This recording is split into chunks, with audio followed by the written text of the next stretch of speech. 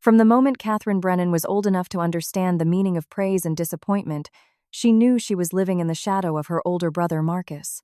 In her father's eyes, Marcus could do no wrong. He was the talented one, the future lawyer, the son destined to carry on the family legacy. Catherine, meanwhile, was treated as an afterthought. No matter how hard she worked or how many achievements she earned, they were always measured against Marcus's accomplishments and somehow found lacking. One of her earliest memories of this painful reality came during a family barbecue when she was only 8 years old. While relatives gathered in the backyard celebrating Independence Day, an uncle casually asked about the children's school performance. Before Catherine could proudly share her straight-A report card, her father laughed and dismissed her efforts, calling her a hard-working but average student. Then, as always, he turned the conversation toward Marcus, praising his intelligence and predicting a brilliant legal career. The adults smiled and nodded while Catherine stood silently nearby, feeling invisible. As the years passed, the comparisons became a permanent part of her life. When Marcus joined the debate team, her father proudly attended every competition. When Catherine joined and eventually became captain herself, he barely noticed. When Marcus achieved something, it became a family celebration. When Catherine surpassed expectations, her accomplishments were minimized or explained away. Even after she earned admission to prestigious schools and consistently outperformed her peers, her father always found a reason to diminish her success. Deep inside, Catherine desperately wanted what every child wants: to make her parent proud. She studied harder, pushed herself further, and refused to quit believing that one day her father would finally recognize her worth. Yet every achievement seemed to move the goalposts farther away. Her mother watched the growing divide with quiet sadness. She loved Catherine deeply and often tried to comfort her in private, but she rarely challenged her husband's behavior directly. Caught between loyalty to her family and fear of confrontation, she became a silent witness to years of emotional neglect. Catherine never blamed her mother completely, but she couldn't ignore the fact that no one stood up for her when she needed it most. The loneliness that followed became a constant companion. By the time Catherine reached high school and later law school, the wounds had grown deeper than simple disappointment. They had become part of her identity. Every dismissive comment, every comparison, every missed opportunity for encouragement left another scar. While her father saw a daughter who wasn't good enough, Catherine saw someone fighting desperately to prove she was. The tragedy was that she wasn't chasing success for herself anymore. She was chasing acceptance that never seemed to come. Year after year, the rejection accumulated, transforming childhood hurt into determination. What her father failed to understand was that every time he doubted her, he gave her another reason to keep pushing forward. She was not born into favor, admiration, or support. She had to fight for every ounce of recognition, and those battles would eventually shape the woman she would become. If Catherine's childhood had taught her anything, it was that no one was going to hand her success. Every achievement would have to be earned, and every victory would come at a cost. Determined to prove that she was more than the disappointment her father believed her to be, she threw herself into her studies with relentless focus. Her hard work paid off when she earned admission to Harvard Law School, one of the most prestigious legal institutions in the world.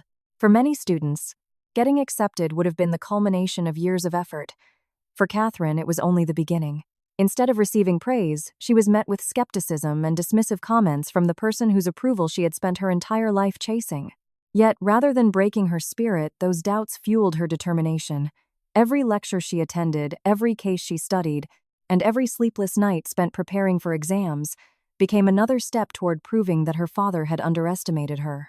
The final fracture in their relationship came during her second year at Harvard. During a family gathering, Catherine overheard her father telling colleagues that she lacked the toughness required to become a real lawyer and would likely settle for an unremarkable career. Humiliated and heartbroken, she finally confronted him publicly, revealing that she had secured a highly coveted summer associate position at Cravath, one of the most elite law firms in the world. The moment exposed not only her father's bias but also the depth of his inability to recognize her accomplishments. Their argument that night changed everything. For the first time, Catherine stopped trying to earn his approval. She left determined to build a future on her own terms, even if it meant walking away from her family. When she graduated from Harvard Law School, she did so without her father sitting in the audience. While classmates celebrated with proud parents and family photographs, Catherine accepted her diploma knowing that the one person she had always hoped would be there had chosen not to come. The absence hurt more than she wanted to admit, but it also became a turning point. Instead of allowing disappointment to define her, she used it as motivation. She entered the legal profession with a singular focus succeed so completely that no one would ever be able to question her abilities again. Her early years at Cravath were among the most difficult of her life. The workload was relentless. 100-hour work weeks became normal. Sleep was a luxury. Competition among associates was fierce, and mistakes were punished harshly. Many talented lawyers burned out under the pressure, but Catherine refused to quit. Whenever exhaustion threatened to overwhelm her, she remembered every time her father had told her she wasn't good enough. Every dismissive remark became fuel. Every insult became motivation. While others worked to advance their careers, Catherine worked as though she had something far more important at stake: her identity. She wasn't simply trying to become a successful lawyer. She was fighting to prove that she had always been worthy. Years of sacrifice and discipline eventually produced extraordinary results. Catherine built a reputation as one of the brightest litigators in corporate law, handling complex cases involving major corporations and high-stakes disputes. Her strategic thinking, relentless preparation, and ability to remain calm under pressure made her stand out among her peers. Promotions came faster than expected. She achieved partnership at a remarkably young age, a milestone many attorneys spend decades pursuing. Yet she continued pushing forward, never satisfied, always seeking the next challenge. Her success attracted the attention of one of the largest international law firms in the world, where she quickly rose through the leadership ranks. Then came the achievement that would have once seemed impossible. At just 35 years old, Catherine became the youngest managing partner in the history of her firm. She now led an organization with thousands of employees' offices across multiple countries and some of the most influential corporate clients in the world. The little girl who had spent years being told she wasn't smart enough, talented enough, or strong enough had built a career that exceeded every expectation. No mentor had cleared the path for her. No powerful parent had opened doors. No one had handed her an opportunity because of her name. She had earned every position, every promotion, and every success through talent, perseverance, and sheer determination. In the end, Catherine didn't just prove her father wrong. She proved to herself that her worth had never depended on anyone else's approval. The career she built was not a gift. It was something she created with her own hands. One impossible challenge at a time. While Catherine's career was reaching heights few attorneys ever achieved, the firm her father had spent 4 decades building was quietly falling apart. Brennan & Associates had once been a respected name in Chicago's legal community, known for its corporate law expertise and long-standing client relationships. For years, the firm had thrived on reputation, loyalty, and the confidence of its senior partners. But the legal industry had changed. Larger firms with international reach were attracting major clients, offering services and resources that smaller firms simply could not match. One by one, Brennan & Associates began losing accounts it had represented for years. Clients who had once trusted the firm without hesitation started moving their business elsewhere. Revenue steadily declined, overhead costs continued to rise, and the warning signs became impossible to ignore. What had started as a few disappointing quarters gradually turned into a serious financial problem, threatening the firm's future. Inside the firm's conference room, concern slowly replaced confidence. The 3 senior partners, Robert Brennan, Thomas Mitchell, and Michael Brennan, found themselves confronting a reality they had spent years avoiding. Their client base was shrinking. Their most experienced attorneys were approaching retirement.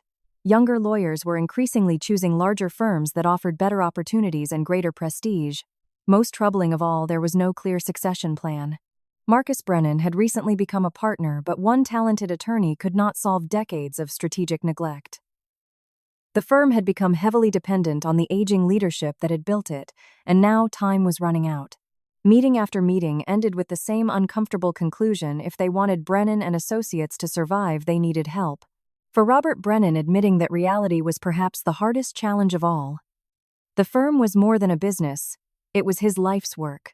He had built it from a small office into a respected regional practice through years of sacrifice and determination. The idea of seeking assistance from another firm felt dangerously close to admitting failure. Yet the numbers left little room for pride. Eventually, after weeks of discussion and growing anxiety, the partners reached a decision. They would approach larger firms and explore strategic partnerships that could provide the resources, stability, and market reach they desperately needed. It was not the future Robert had imagined, but it was the only realistic path forward. Several states away in a glass tower overlooking the Manhattan skyline, Catherine Morrison was focused on matters of far greater scale. As managing partner of one of the world's most powerful law firms, she reviewed merger proposals, acquisition opportunities, and partnership requests on a regular basis. Most received little attention before being declined. It was simply part of running a global organization. That changed the moment a familiar name appeared on her desk. Brennan and Associates. For several seconds, Catherine simply stared at the folder. The name carried years of memories she had spent a long time trying to bury. Memories of being told she wasn't smart enough. Memories of accomplishments dismissed as luck. Memories of standing alone at graduation while waiting for a father who never arrived.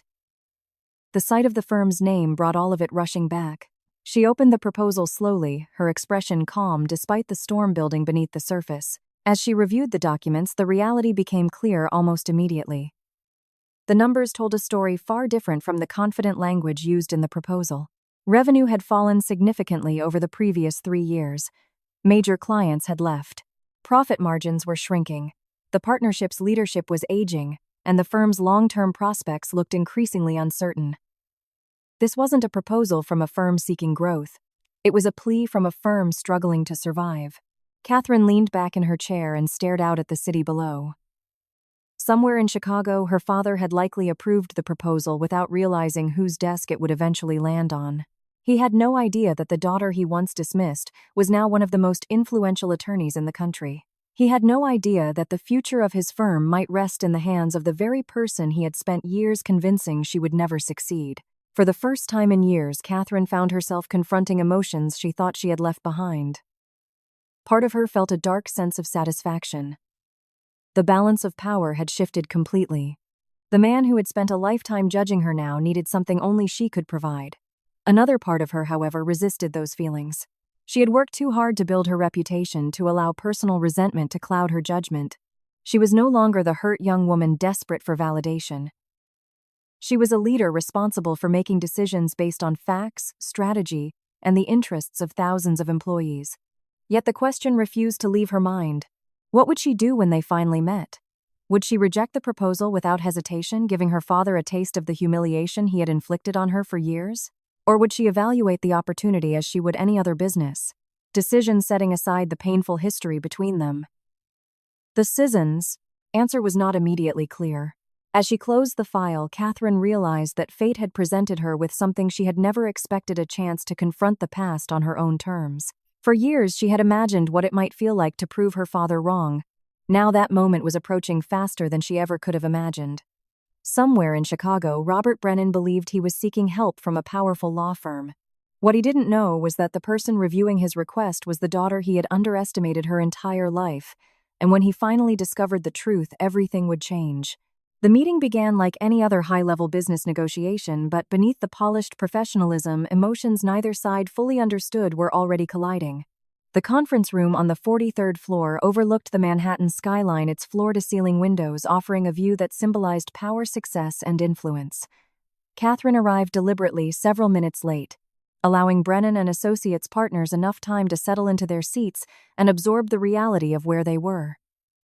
Across the table sat 3 men who had spent decades building their reputation in Chicago. Robert Brennan sat at the center, confident and composed, wearing the expression of a man who still believed experience and prestige would carry the day. Beside him were Thomas Mitchell and Michael Brennan, both quietly optimistic that this meeting could save the firm they had spent their careers helping to build. None of them had the slightest idea who was about to walk through the door. When Catherine entered, she carried herself with the calm authority that came from years of leading billion-dollar negotiations.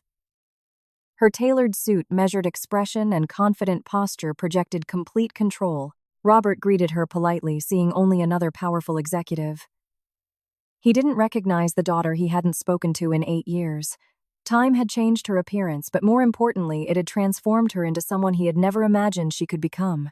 Catherine introduced herself simply as Catherine Morrison, managing partner of Morrison & Whitney, and took her seat at the head of the table. For a brief moment, she studied the man sitting across from her. Age had softened some of his sharp edges, but the familiar confidence remained. Seeing him again stirred emotions she had spent years burying. Memories flashed through her mind. Childhood comparisons, dismissive remarks, missed graduations. and countless moments when she had desperately searched for approval that never came. Yet her face revealed nothing. The presentation began smoothly enough. Robert spoke about Brennan and Associates' history, emphasizing 40 years of service, strong client relationships, and deep roots in the Chicago legal market. His voice carried the practiced confidence of a veteran attorney who had spent a lifetime persuading clients and juries.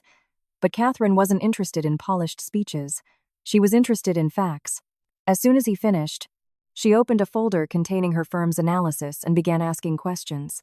"Your revenue has declined significantly over the last 3 years," she said calmly. "What specific measures have you taken to reverse that trend?" The confidence in the room shifted slightly.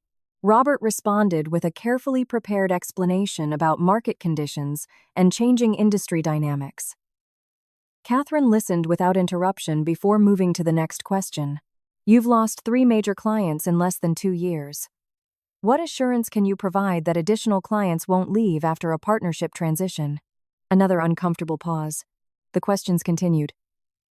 Revenue projections, client retention, recruitment challenges, succession planning. Every answer seemed to reveal another weakness.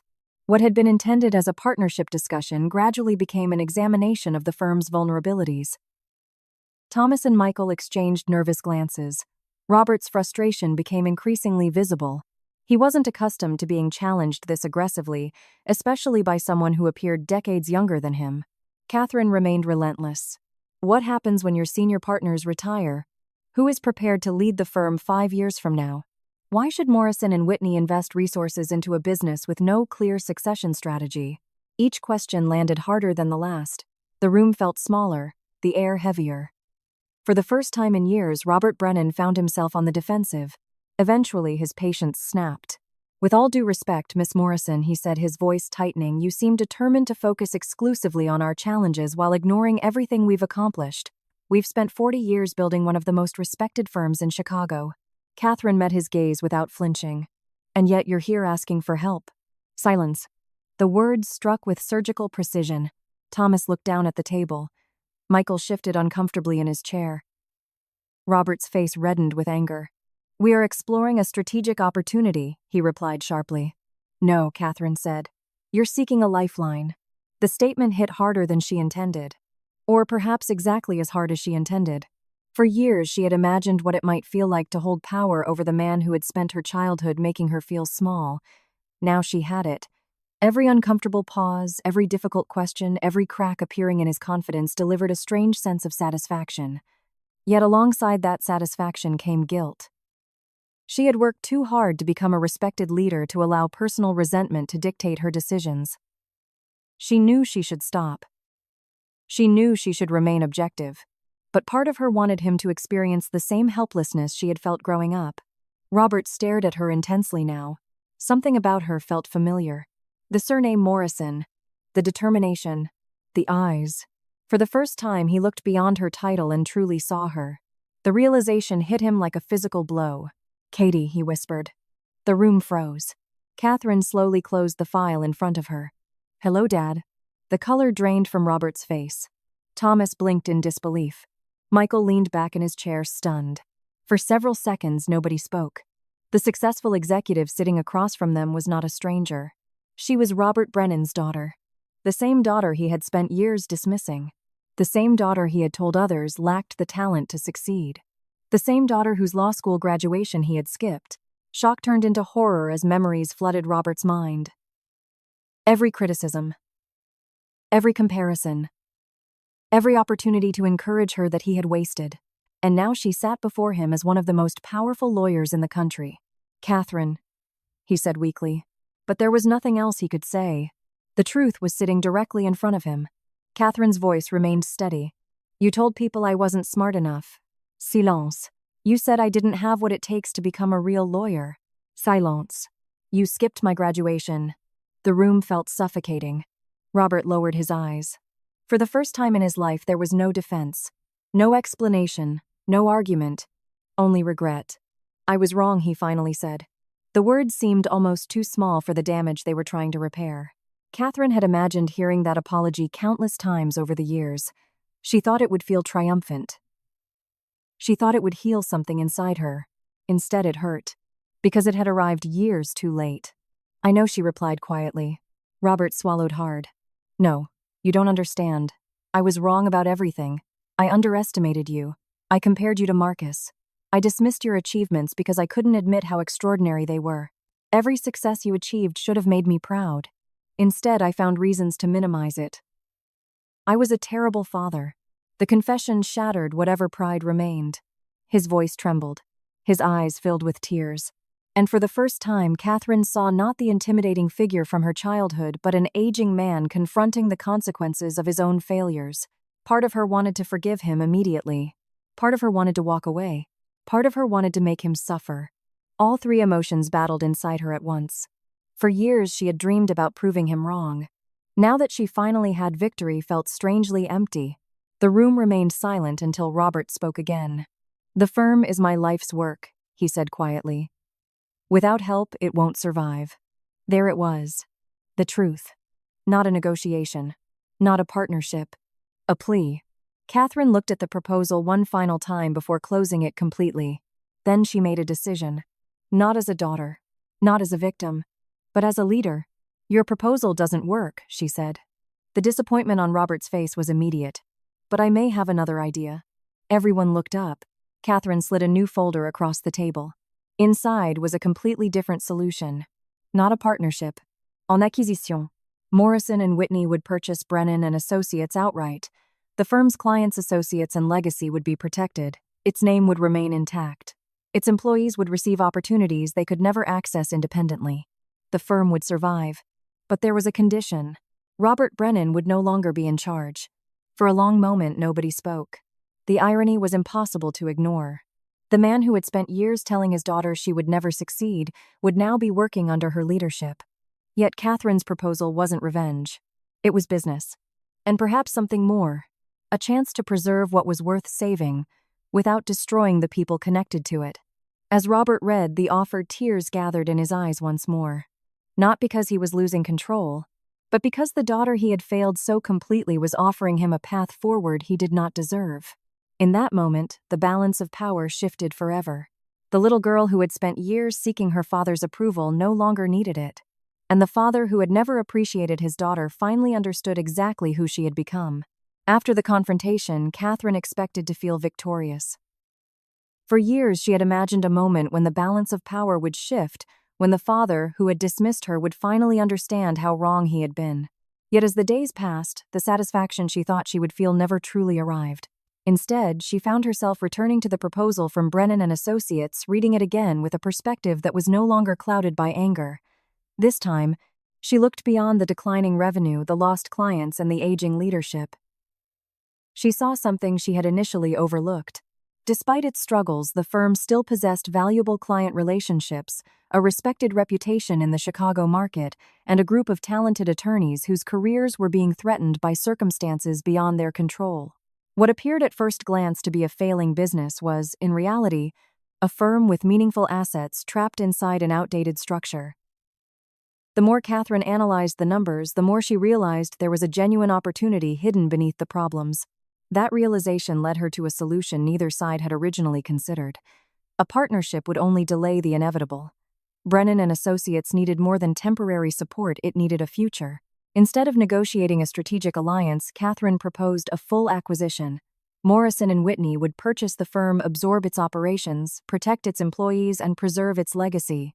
The proposal offered stability to the associates, security to the clients, and a dignified path forward for the senior partners.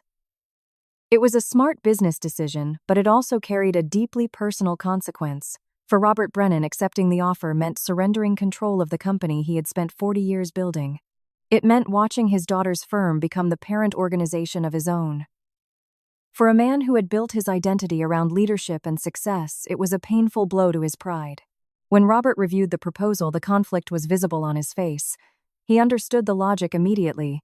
He knew the offer was fair. He knew there was no realistic alternative.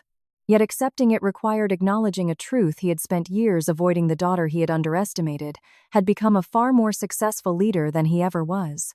In the end, however, protecting the future of the firm mattered more than protecting his ego. He accepted the acquisition, and within months, Brennan and Associates officially became part of Morrison and Whitney. The transition was smoother than anyone expected. Clients stayed. Associates gained access to new opportunities.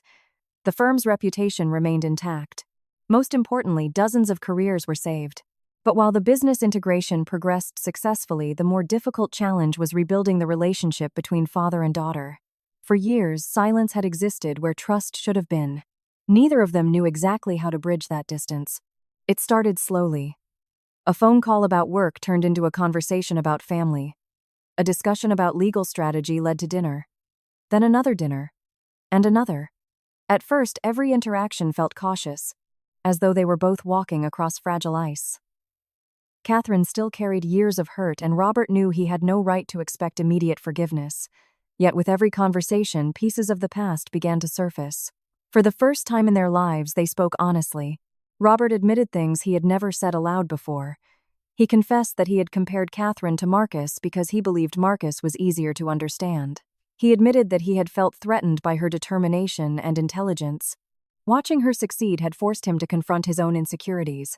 Rather than encouraging her, he had convinced himself she wasn't exceptional because acknowledging the truth would have meant admitting his own mistakes. Catherine listened quietly. The explanations did not erase the damage, but they helped her understand it. For the first time, she wasn't hearing excuses. She was hearing accountability. Unexpectedly, Marcus also became part of the healing process. Throughout her childhood, Catherine had viewed him as the favored child, the golden son who effortlessly received the praise she longed for. Yet as they began talking more openly, she discovered that his experience had been far more complicated than she realized. Marcus admitted that living under their father's expectations had created its own form of pressure. Every achievement brought new demands. Every success raised the standard even higher. While Catherine had spent years fighting for recognition, Marcus had spent years fearing he would lose it. Neither sibling had escaped unhurt. Their conversations gave Catherine a perspective she had never considered before. They had both been shaped by the same flawed parent, just in different ways. As the months turned into years, the relationship between Catherine and her father gradually evolved into something neither believed possible. They discussed cases, business decisions, and industry trends, but they also talked about childhood memories, family regrets, and the years they had lost. Trust returned slowly, one conversation at a time. There was no dramatic moment when everything suddenly became perfect. Healing rarely works that way. Instead, it happened through consistency, through effort, through a willingness to keep showing up. 1 year after the acquisition, Robert officially announced his retirement. Morrison and Whitney organized a celebration honoring his 40-year career. Attorneys from both firms attended. Former associates returned to share stories. Clients sent messages of appreciation. It was a fitting farewell to a man whose contributions to the legal profession remained significant despite his personal failures. During the event, Catherine was asked to give the keynote speech. Standing before hundreds of colleagues, she reflected on the complicated journey that had brought them to that moment. She spoke about the firm Robert had built from nothing and the opportunities he had created for countless lawyers. She acknowledged his dedication, resilience, and professional accomplishments. Then she paused and addressed the more personal side of their story. She spoke about growth mistakes and second chances. She spoke about how success alone does not heal old wounds and how true leadership requires humility. Most importantly, she spoke about forgiveness, not as an act of forgetting, but as a decision to stop allowing past pain to control the future. By the time she finished, there were tears in many eyes, including Robert's. Later that evening, after the guests had gone home and the celebration had ended, father and daughter stood together overlooking the city skyline. The moment felt strangely familiar yet completely different from anything they had experienced before. Robert apologized again, not because he expected absolution, but because he still regretted the years he could never recover. Catherine listened quietly before finally giving him the words he had spent so long hoping to hear. "I forgive you." The statement did not erase the past. It did not undo the hurt, the missed graduations, the comparisons, or the years of silence. Those things would always remain part of their story. But forgiveness allowed them to stop living inside those memories. It allowed them to move forward. For much of her life, Catherine believed success meant proving her father wrong. She believed victory would come from reaching heights he never thought possible. And in many ways, she had done exactly that. She had built an extraordinary career, led one of the world's most powerful law firms, and accomplished more than anyone could have predicted. Yet, standing beside her father that evening, she realized something important. The greatest achievement of her life was not proving someone else wrong. It was finding peace after she no longer needed to. The little girl who once fought desperately for approval had finally become a woman who understood her own worth. She no longer needed validation to feel successful. She no longer needed resentment to stay motivated. She had learned that true victory is not measured by titles, wealth, or status. It is measured by the ability to let go of anger without losing the lessons it taught you. As the sun disappeared behind the skyline and the city lights began to glow, Catherine felt something she had not experienced in years' freedom. Not because she had won. Not because her father had finally admitted he was wrong. But because she had found the courage to leave the past behind and embrace the future. And in that moment she understood that redemption is not about changing what happened.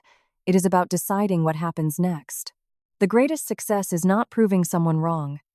It is finding peace after you no longer need to.